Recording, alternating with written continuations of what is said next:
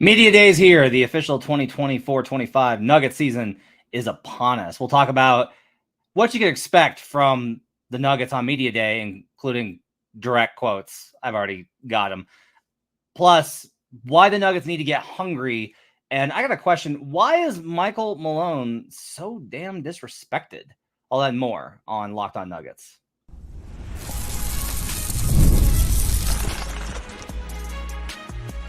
You are Locked On Nuggets, your daily Denver Nuggets podcast.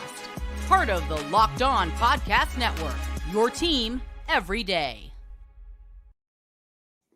Welcome to Locked On Nuggets, your daily Denver Nuggets podcast, part of the Locked On Podcast Network, your team every day. Thanks for joining us and making us part of your day, being with us and joining us and being part of this community. Glad to have you guys with us here on a Wednesday night. If you're listening to this on Thursday morning, hope your week has gone great. Today's show is brought to you by Game Time. Of course it is.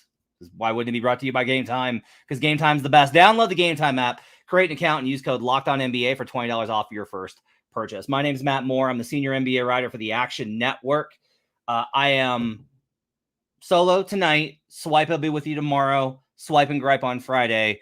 I am hopeful that if we can get through logistical hurdles, we will debut the newest member of our team on Sunday night. If not, well, I'll let you know when it rolls through, but you can't expect a show on Sunday night regardless. Nuggets Media Day is tomorrow. After that, I'll come back and do a show either with Swipa or separate as kind of a bonus episode to talk about what we learned from Media Day, and then Swipa and I'll break it down. I am going to go to practice on Friday and Saturday, so we'll have quotes from there as well. I will work to try and get some video and audio up here on Locked On Nuggets as well, to bring you some direct quotes from them. We're going to talk about Media Day because I had a tweet where I predicted the quotes, and I wanted to share it with those of you that didn't see it. Because you can really know what to expect tomorrow, and I'm going to set those expectations for you. I want to talk a little bit about on the rundown on the side. If you check this out, youtube.com/LockedOnNuggets, it says the Hunger Game, because I was really thinking about the number one thing that I want to hear from the Denver Nuggets, and that's hunger tomorrow. And in the final segment, I had some thoughts on Michael Malone today. I was talking about that on Twitter based off a CBS article that ranked him 15th in the league. I want to talk about why it is that Michael Malone can't seem to get any respect amongst his fellow head coaches. All that and more on today's show. The chat is bumping here at youtube.com/LockedOnNuggets. Thanks for joining us. Joe Broussard's in here. Josh Whittinger's in here. Dragutin's joining us. Hurricane's always hanging out. Glad to have you guys with us here on a Wednesday night. If you want to join the show, just go to youtube.com/LockedOnNuggets. Hit the like and subscribe. Turn on those notifications. You can join the show. We're going to work pretty hard. Swipa and I and the new person are going to work pretty hard on trying to incorporate a more set schedule so you guys know when to expect the live shows, because with Adam and I's schedules, it was pretty much like, I got time, let's do it now. And so we just kind of made it up. So you'll have a little bit more of a regular schedule on those, and we'll try and get some more promotion on Twitter and Instagram going forward about that as well. Let's talk about Media Day. So Thursday's Media Day. It starts in the morning at 9:30. I drop it off my kids and then at school, and then I'm heading on down to Ball Arena for what is, I always forget this when you've done it. Let's see, 12, my 12th Media Day, 13th Media Day, since I moved here to Colorado. And I can tell you, having done as many of these as I have, I can tell you what to expect tomorrow. So the big questions are going to be, obviously, the number one thing is the rift between the front office, right? Because it's recent enough. There haven't been quotes about it. It's going to be, we're 110% on the same page. Like, that's what it's going to be about, is that everything is fine. We're 110% on the same page. All of this is overblown in the national media. No one knows what's going on in our front office. Booth's going to say, Mo and I have worked together for years. We're great. Mo's going to say, we want a championship. I know what Calvin Booth brings to the table. We're going to work together to go through this stuff, and all this stuff is overblown. Is all of that wrong and a lie? No. Is all of it like 100% accurate? No. Something I do try and tell most front office executives that I talk with is that I have an expectation that they will not be honest with me, which is why I have to try and work really hard to try and find the things that they say to me and whether or not other people will confirm them. because I just can't expect them to be honest with me because of the nature of these type of things. You can't be honest about what goes on. Like you wouldn't be honest about what goes on behind closed doors 100% of the time with your family in public, right? Like you have disputes, like you and your wife get into fights, but if you're out in public, you love each other and everything's great. It's the same kind of deal here. So I'm not expecting, I think it would be great if they were to be like, if Malone were to say like, look, I haven't made it a secret. I want to win championships, and it's hard to win in this league with young guys. It's hard to win in the NBA with young players, but the CBA is different and it presents new challenges. Calvin has drafted really talented players to join our team, and we're going to do everything we can to get those guys ready to compete for a championship. I have absolute faith in Christian Braun, in Peyton Watson, in Julian Strother, and we've got some veterans now with Russell Westbrook and Dario Saric. That'd be very easy. And for Calvin to say, I understand the coach's problem, because the coach is in a win now environment and the coaches are always the one held under the fire if the wins don't come. But this is what's best for our organization, and we're going to figure out how to balance this. Would I prefer that? Yeah. But what you're going to get is we're 110% on the same page. All the stuff is overblown. It's all nonsense. It's just easier that way. There'll be a lot of questions when Jamal comes up about his health. I said on Twitter it was going to be, I'm fine. Next question. And like, that's what I expect from him. Jamal's not going to start off the season by being like, yeah, I had a calf problem in the Olympics or whatever it was. The hamstring really bothered me and I really didn't get to rehab it until August. But it'd be nice if it was like, yeah, no, I had some problems, but really the last 3 weeks, I haven't had any issues at all because I took enough time off. But like Jamal's not going to want those questions. The stuff about the extension, he'll answer diplomatically about, how excited he is to be here and what it means to him. And that'll be a nice answer. Aaron Gordon's going to get asked about his next contract. And Aaron's going to say, what was I said? I said this one I know I nailed. I'm just focused on this season, and I'm going to let my agent handle all those conversations. I love playing here in Denver, and I'd love to keep playing here, but it's a business. And at the end of the day, you never know what the future holds. Going to be a lot of at the end of the day. That's a very popular one in NBA circles. Lots of players say that. I don't know if that's true for NFL, NHL, or MLB, but in NBA, at the end of the day, a lot of that. And so a lot of, you never know what the future holds. Aaron will hold open all possibilities because you're not going to change your leverage. You're not going to be like, I'm going to resign here. Like no matter what it is, because it gives them leverage, right? You want to get as much money as possible. So Aaron's just going to say, hey, I'd love to stay, but it's a business and this is just kind of how it goes. And those will be the answers on Aaron. There was questions about, I'm basing this off of, by the way, Ben Durando had an article for the Denver Post talking about what the big questions for media day. And one of his was on the front court depth. And I said that Calvin's going to say something along the lines of, we got to feel comfortable with the guys we have. We think Dario Saric really brings something and we're excited to get Vlatko back. That's probably what he'll say. He'll be like, I think this is going to be a great season for Zeke Naji. You're probably going to hear that because you want to gas him up. You want to try and get some momentum behind Zeke for a lot of reasons. When Malone's asked about Westbrook and about what he's going to bring to the table, quote, this is not quote, this is what I'm making up. Quote, I'm making up. I'm not going to get in the way. I'm going to let Russell Westbrook be Russell Westbrook. We all know what he's accomplished in this league and what he brings to the table. For him, like Malone will have a good quote about Russ. He'll have something inventive and kind of funny and like a little bit just like sharp. He always has stuff like that. Nikola will arrive 15 minutes before he's supposed to be there. Not late, mind you, just 15 minutes before. And he will, he'll answer the questions as best as possible. I don't really know at this point, like what you asked Nikola. Hey, you want a fourth MVP since you didn't want the last two? And he'll get asked about his summer, about how much fun that was. He'll get asked about Jamal, about getting to play with him for the duration of his career or at least the next 5 years. And so he'll answer diplomatically on all those questions. I'm not expecting anything out of those. Really, the player I will tell you that I'm most interested to hear from tomorrow is honestly Peyton Watson. I want to hear about what Peyton worked on this summer, about where Peyton sees his game going, and about his approach to attacking the season. I'd like to hear from Dario Saric about how he sees himself fitting in, especially about positionality and if he's still comfortable playing the 5, because some guys don't love it and haven't been asked to play it. And then later are like, yeah, it's too hard on me. So I'm kind of curious about that. Yeah, that's pretty much the entirety of who I'm excited to hear from. Christian's going to say excited for the opportunity, but I haven't gotten anything yet. That's the other Malone thing is Malone will deny that Christian Braun has the starting 2 guard spot. Good. I would be very surprised if Christian doesn't have the 2-guard spot. He's going to start with the starters, at least in training camp, and we'll kind of go from there. Short in training camp because they have to go to Abu Dhabi. So they're not going to be around as much, and that means that they're going to lose time that they really need to work on to integrate some of these new pieces. So I would tell you to not be surprised if things are clunky in preseason, and not only in preseason, but really the first couple weeks of the season. The Nuggets are going to be behind a little bit because of this Abu Dhabi trip.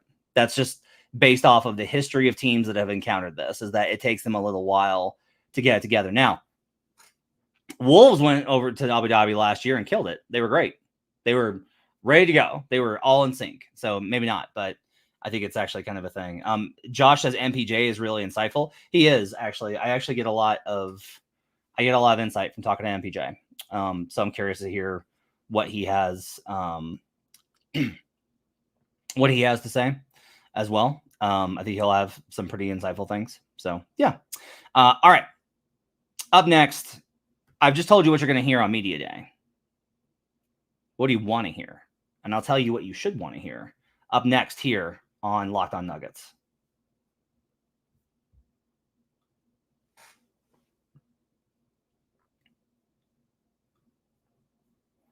Today's show is brought to you by Game Time. They got a new feature called Game Time Picks that makes getting tickets for your favorite live events even easier. It filters out the fluff to show you the only incredible deals on great seats so you don't have to waste time searching through thousands of tickets. Guess what?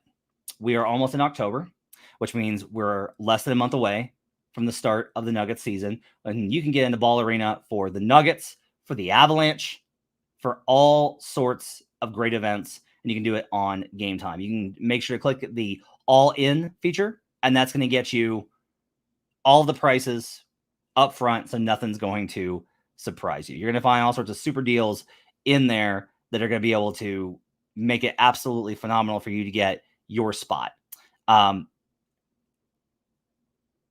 They've got a panoramic view from your seat, so you make sure that you know what you're getting.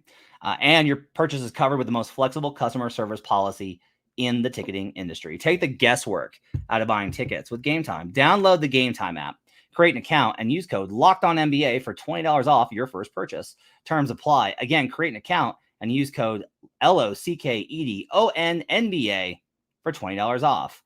Download Game Time today. What time is it? It's game time. We'll be right back on Locked On Nuggets. Back here on Locked On Nuggets. Thanks for joining us and making us part of your day. Appreciate you guys being with us. Josh asked a question. Josh has got a lot of questions tonight. Do you think Russ will do a bunch of stuff in the community? He just opened his Westbrook Academy. I'm wondering if he does something. Not a big maybe, but still. Yeah. I mean, look, I think Russ always kind of gives back to the community. He's one of those guys that's pretty active. He is not a guy that he doesn't just kind of drop in. And so, like, he doesn't know how long he's going to be here, so that might be tough. But if it's clear that he's going to be here the rest of the season, then yeah, I expect him to be pretty active in the community. He has a lot. All right. So I want to talk about what you want to hear tomorrow. Hurricane says, I want to hear that AG is resigning, Malone is coach for life, and Calvin Booth is quitting. Wow. All right. So I was thinking about this. Media Day is, we make a lot of jokes about how everything's positive. Everyone's in the best shape of their life. Everyone's ready to go. Coaches are like, we're going to take more threes and play faster. Everyone says that. Just once, I would love a coach to be like, no, you know what? We're going to kind of drag up and down the court and take a bunch of mid-range shots. It'd be really great if Mike Budenholzer said that with his Suns team. Everyone kind of says the same thing, and it's for optimism, but there are differences in the optimism. And like, you're going to hear a different tone out of Portland than you're going to hear out of Orlando or Indiana. You're going to hear a different tone out of Boston that there's today than you did out of Dallas. Like, it's just a little bit different depending on where you're at as a team. The biggest thing that I think you want to hear from the Denver Nuggets is you want to hear that they're hungry, because last year they were not. They were full. And that's not meant to say that they were full of themselves, but they were, and rightfully so. Because I don't want to. I talked a lot about the hubris of last year, and I believe that they had it, but it was well earned, because the Nuggets were the best team in basketball from midway last season, about January, They were the best season in January 2023, all the way through about a week after the All-Star Game 2024. They were the best team in basketball. And then they got tired, and then they kind of wavered, and then they fell off.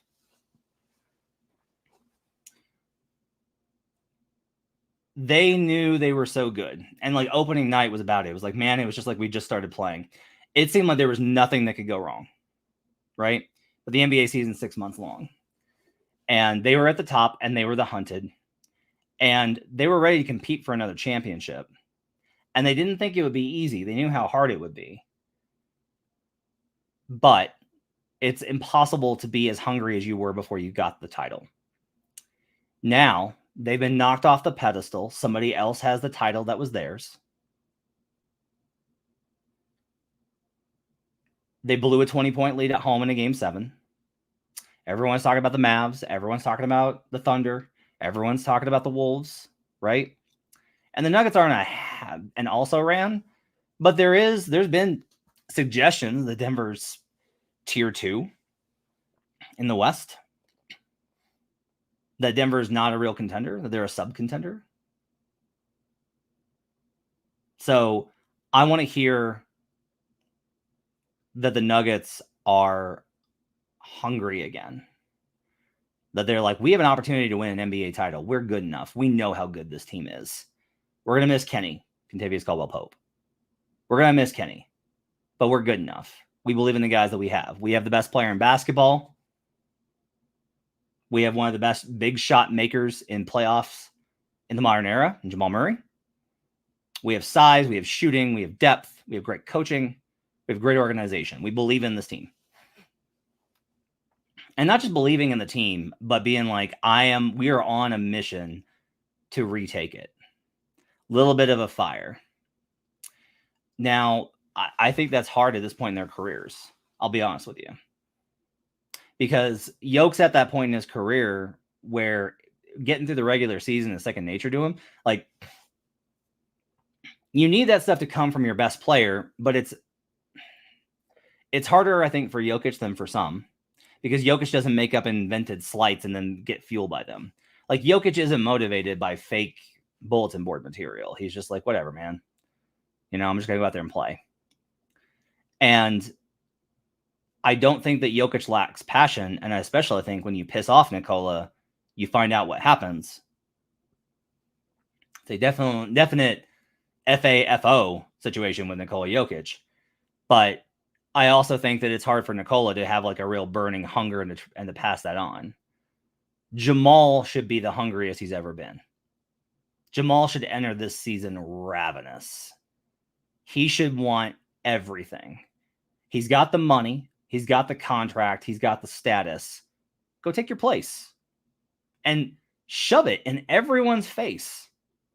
From local media, who he thinks disrespects him, to national media, who he thinks disrespects him, to the rest of the league that doesn't think he's that good. Go show him.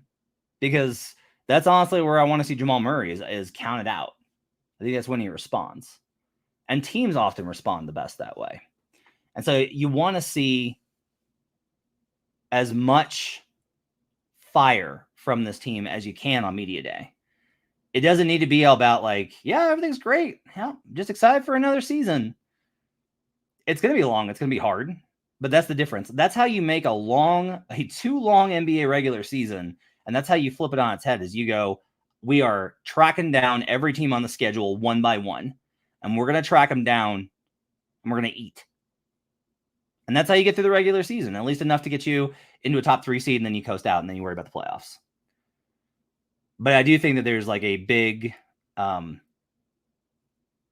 challenge facing the Nuggets to find that hunger and to play that way this season. Okay, up next, I've got some thoughts on Michael Malone. CBS had a list of the top coaches in the NBA, ranked all of the coaches. Malone wound up 15th, and I think that that's preposterous. We'll talk about why up next here on Locked On Nuggets.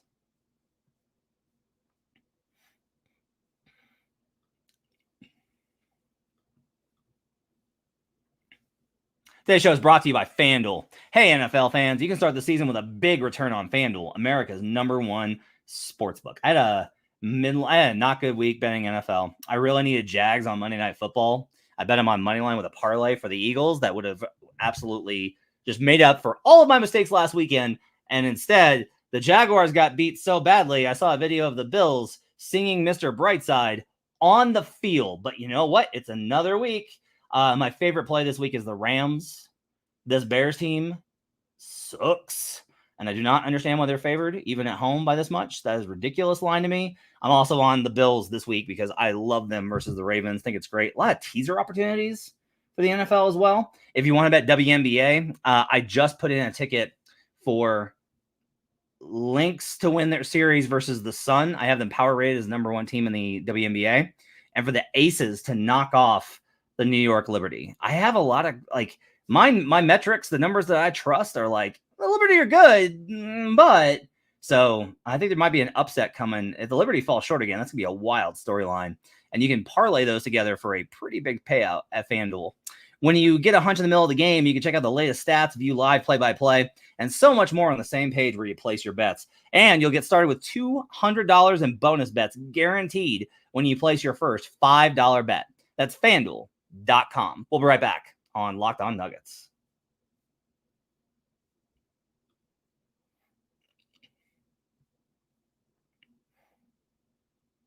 Back here on Locked On Nuggets. Thanks for joining us and making us part of your day. Appreciate you guys being with us here on a Thursday, Wednesday night for joining us on the live show at youtube.com/Locked On Nuggets. I'll coordinate with Swipe. We might wind up having 2 shows tomorrow, but I'll definitely have thoughts for you from Media Day after hanging out tomorrow. Okay. I want to talk about Malone. So CBS Sports had a list of the top 30 coaches in the NFL, and Malone wound up 15th. And he hit on the fact he's just like, you can't separate him out from Jokic, so you have no idea how to tell if it's him or not. And I asked a question on Twitter about it, and that, like, a lot of people chimed in with the same kind of stuff, which is like, he's the idea is, this is the new parlance, he's a Jokic merchant, right? That, like, all he does is ride Nikola's coattails. Now,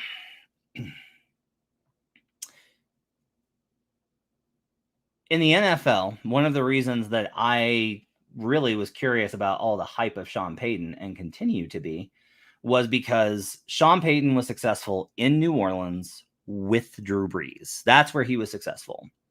Bill Belichick was successful in New England with Tom Brady. When those coaches change, it often does shift. Stan Van Gundy was an absolutely phenomenal coach when he was with the Orlando Magic. He was good with the Heat, but he was even better with the Orlando Magic. He was great. But then when Stan went to New Orleans and Detroit, it was really bad. Like, it was really rough. And we see this a lot with great coaches who go somewhere else. Mike D'Antoni, honestly, deserves a lot of credit for having such success in both Phoenix and Houston. He would have been successful in New York, but Melo cut the legs out from under him. He should have never taken the Lakers job because he took that job while he was on pain medication after knee surgery. Don't agree to job offers when on Vicodin. Just tip for you youngsters out there. Don't do that. Very often, coaches are not successful after they leave not only the team, but the very specific superstar that they were able to make it work with. So there is an entirely strong possibility that Michael Malone will not be successful when he leaves Denver. And he will leave Denver because that's inevitable. No coach lasts forever. Pop's going to be the only one who took a job. He was GM who took a job, put himself in that job, and then stayed with the organization until he retired. Pop's going to be the only one in the modern era we've heard do that. Spoelstra, maybe, but Spoelstra's probably more likely just going to, he'll graduate to the front office, right? And then he'll kind of, he'll take a different role. It's just very rare. Everybody else eventually is gone. And you cannot, Nikola is such a singular, one-of-one, all-time talent that I understand the temptation to be like, he would have been awesome anywhere. You could have put Nikola Jokic on any of the 30 NBA teams, and he would have become the 3-time MVP that he is. I understand that idea. In my experience, there are lots of star players who struggle under certain guys, go somewhere else, and then become great players. Maybe not all-timers because they're so rare. But there's a lot of them that don't get the opportunity. And I think that there are a lot of coaches that would have looked at a player that is a passing big man with a not impressive physique at the time that he came into the league, and Jokic would have never gotten the real opportunity, no matter how good he was in practice, no matter how good he was in his limited minutes. Because Malone, it took him too long to grapple with how much the franchise had really, bear in mind, the franchise had really built around Yusuf Nurkic. It was going to be Emmanuel Mudiay and Yusuf Nurkic. Whoops. And so they had to navigate that. But Malone did accommodate those things. There's a lot of tension over exactly who built the offense and how good that offense was from 2016 through 2021, right? And then we kind of see a little bit of a shift where it's just like more mature and stable. It was honestly pretty simplistic last year, and that's a big reason why Adam and I talked a lot about how they need more innovation offensively, right? But Malone at least was the head coach for the team that put together some of the best offenses that we've seen ever in Denver or in the league. Like, some of these Jokic moments were sublime. Like, some of these Jokic teams have been incredible offensively.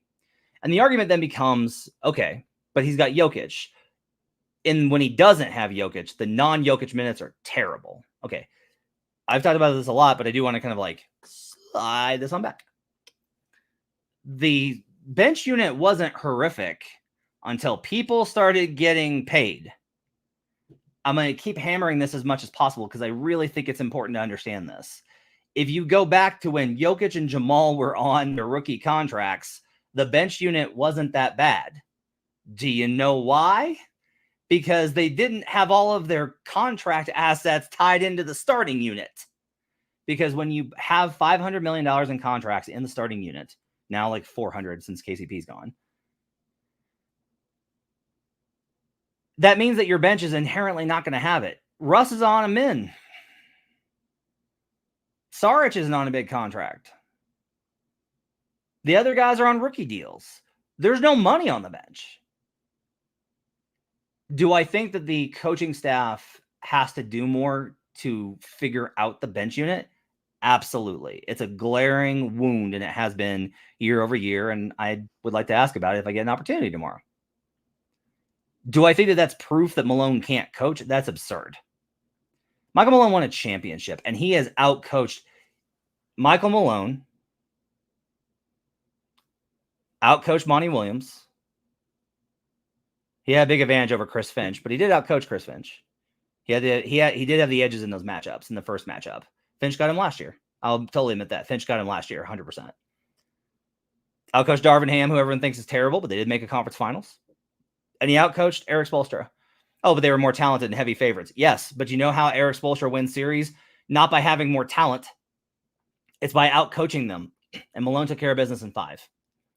Malone's gone, I've said this a million times. I'll say it again. Malone's gone over the regular season win total by market expectation every season he's been in Denver, except for 2020 when the league got shortened because of COVID. We don't know how that one would have worked out. Every year. And you want to say, well, that's a gambling number. I don't care about that. Okay, think of it this way. That is literally, what do people think how many wins do people think they're going to win? Because if smart people were like, oh, they're going to win way more than that, I'm going to bet it would go up. And it did. Nuggets win total has gone up from open several years. I think when I looked at it, I think it was 4 of the last 5 it went up. They go over. They got worse last year, which is a big reason why I was like, oh, yeah, they're going to go under this year. Nope, went over. Franchise record for wins, tied it, 57. This is one of the best coaches in the NBA. He manages to maintain relationships with players. He has managed to build an effective defense despite glaring holes in personnel in the starting unit. They've won regular season games. He's won playoff games. He's kept the team together. Every time it seemed like they've spiraled, he has figured out a way to bring it back together. Sometimes that means him tightening up. Sometimes that means him loosening up. He's been reactive. He has listened. He's been patient. He hasn't played young guys enough. Really? Because Christian Brown played in the NBA Finals, and Michael Porter Jr., despite all the kvetching about how Malone was treating him, wound up being one of the best role players we've ever seen and being able to translate all of that talent into something funneled to where he could contribute to a championship team. It worked. And yeah, maybe Mike could have gone on and been a 30 points per game scorer somewhere, but that's not what Denver needed. Denver needed him to be what he was for the championship team, and he was. And that's in part thanks to how Michael Malone coached. You cannot just give credit to Nikola Jokic. There are other people that contribute to the success. You can give all the credit in the world to Nikola. You can give so much credit to Nikola. We can wax poetic about Nikola day after day, time after time, and he deserves all of that credit. But you can't act like he's the only person that did anything. That's insulting to the rest of the work that goes into that organization. From someone that sees it close up every day, it's insulting to all those people. From front office and scouting and video room to the training staff, to the players, to the agents that keep those guys sane, to the coaches. There's got to be more credit. Now, all that said, like, Malone is facing a lot of pressure this year. I thought he was facing a lot of pressure last year. Like, they had to get it done, or not last year, the year before last. They had to get it done. They got it done. He had no pressure last year. They won a title, and they were the number one team for a long period of time. Now there's pressure again. We'll see how he responds because he has been there a long time. So it's something to kind of consider. But I think putting him 15th is insane. I think Malone is between 5 and 10. He's, I would say I would have Spo ahead of him. I would have Pop ahead of him. I would have Kerr ahead of him. I think people are insane for the way they talk about Kerr nowadays. I have a lot of respect for Finch, but Malone's accomplished more. So I'd have Malone ahead of Finch. Like, do you really think Joe Mazzulla is a better coach than Michael Malone? Like, do you really think Joe Mazzulla is a better coach than Michael Malone? Really? Really? Really? I think Nick Nurse is a great coach. I'd have Malone ahead of him. I just think you got to kind of recognize at some level, it's not about the micro decisions that fans obsess over, rotations, play sets. How much does this rookie I like play? It's more about the overall collective body of work. How do you manage it? You're a CEO. How do you manage the team? And Malone's done as good a job as anybody over the last 6 seasons. Just absolutely true. There's no doubt about it. Okay, that's going to do it for Locked On Nuggets. Thanks for joining us. Appreciate you guys being with us. We'll be back tomorrow with reactions from Media Day. Let us know in the comments over at youtube.com/LockedOnNuggets what you want to hear from the Nuggets on Media Day. Tell us what you think. Excited to hear from you. Appreciate you guys being with us. We'll see you guys again next time here on Locked On Nuggets.